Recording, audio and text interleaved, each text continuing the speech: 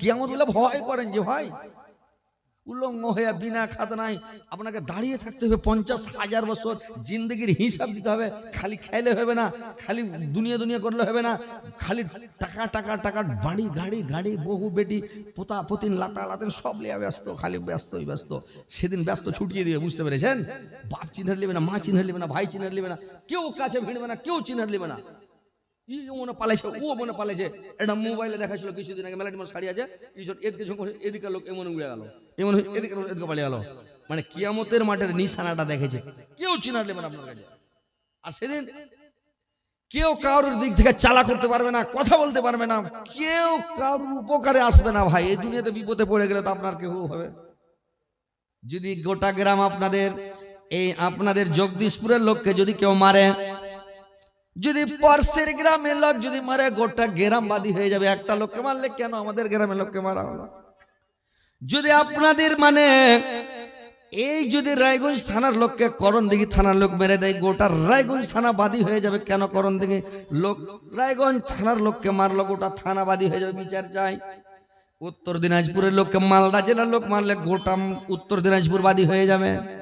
পশ্চিম বাংলা লোককে বিহারের লোক মেরে দিলে বিহারের গোটা পশ্চিম বাংলা বাদী হয়ে যাবে। ভাইরে আমার, আপনার দিকে কেউ না কেউ হবে, কিন্তু কিয়ামতের মাঠে কেউ কারুর দিকে হবে না। কারুর আইন চলবে না, কারুর কথা চলবে না। আল্লাহ বলছেন ইয়াওমালা তামলাকু নাফসুন লিনাফসিন শাইয়া ওয়াল আমরু ইয়াওমাইযিন লিল্লাহ। সেদিন একমাত্র কানুন চলবে আল্লাহর। সেদিন কোনো মানুষের কানুন চলবে না, বিচার চলবে না, কোনো মিশরের বাদশার কানুনও চলবে না। মিশরের বাদশার কানুন হলে একজনা চুরি করলে আর একজনাকে জেলে দেয়া রাখবে, কিন্তু সেদিন মিশরের বাদশার কানুন চলবে না, কোন রাজা বাদশার কানুন চলবে না। ভাই তো কথা হচ্ছে কিয়ামতের দিনটাকে ভয় করেন। যেই দিন মানুষ কিয়ামতের মাঠে যখন উঠতে লাগবে, ভাই হাসরের মাঠে যখন মানুষ উঠবে, উঠার পরে যখন মানুষ জমা হবে, তো জমা হবে তো এরকম হুন্ডা ঠিকই জমা হবে না যে আপনাদের এলাকার লোক আর আমাদের এলাকার লোক সব মিশাল হয়ে জমা হয়ে গেল, এরকম হবে না। কি মনে করছেন এরকম জমা হবে? জালসার মতন বসে গেছেন সবাই, এরকম হবে?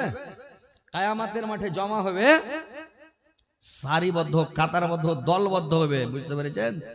দল বানিয়ে বানিয়ে করা হবে। আল্লাহ বলেছেন ইয়াওমা ইয়ানফাখু ফিস-সূরি ওয়া নাহসারুল মুজরিমিনা ইয়াওমাইযিন জুরকান। আমি কিয়ামতের দিন যখন মানুষকে উঠাবো, ও অপরাধীদের চেহারাগুলোকে বিগড়ে দেব। বেনামাজি, বিরোজাদার, কাফির, বেদিন, মুশরিক, ইহুদি, নাসারা, খ্রিস্টান, তাদের চেহারাগুলো বিগড়ে যাবে। বেনামাজি, বেরোজাদারের চেহারা বিগড়ে যাবে। সবারই চুলকালা খড়ো খড়ো কাটা কাটা হয়ে যাবে, চোখগুলো নীল হয়ে যাবে, সবুজ হয়ে যাবে, আর দেখায় ভয়ঙ্কর লাগবে রে ভাই। ওই অবস্থাতে জমা হবে। আল্লাহ মানুষকে শ্রেণী ভাগ করে দেবে। একটা শ্রেণী কিয়ামতের মাঠে জমা হবে, শরীর আকার আকৃতি ধারণ করে জমা হবে। ওই লোকটা যে শরীর আকার আকৃতি ধারণ করবে, ওর একটা দল, একটা শ্রেণী একদিকে জমা হবে। এই লোকটা পৃথিবীর বুকে জিন্দাগিতে কোনোদিন হালাল রুজি খায়নি, হারাম খেয়েছে, বেঈমানি করে খেয়েছে, শয়তানি করে খেয়েছে, চিটারি করে বাটপারি করে খেয়েছে, ঘুষ খেয়েছে, সুদ খেয়েছে। এই লোকটা মানে হালাল রুজি খায়নি, এই জন্য ওর মানে শরীর আকার আকৃতি ধারণ করে জমা হবে। কিয়ামতের মাটি উঠবে, ওদেরকে একদিকে একটা দল, একদিকে একটা শ্রেণী একদিকে করে রাখবে। তারপরে আর একটা দল আসবে রে ভাই। ওই দলটা যখন কিয়ামতের মাঠে জমা হবে, ওই দলটা কি করবে?